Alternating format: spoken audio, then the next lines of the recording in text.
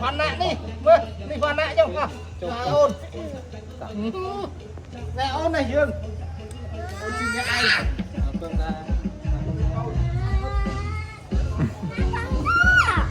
Anh Tiên ơi. Nạ không có gì đấy.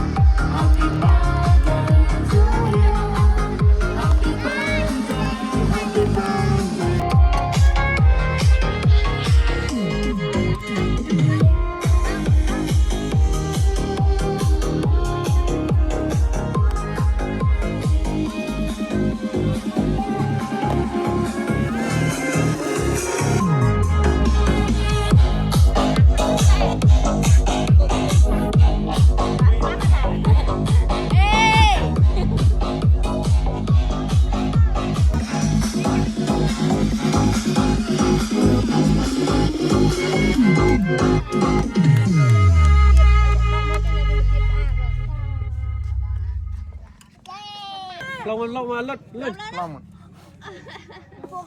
Long cái con này này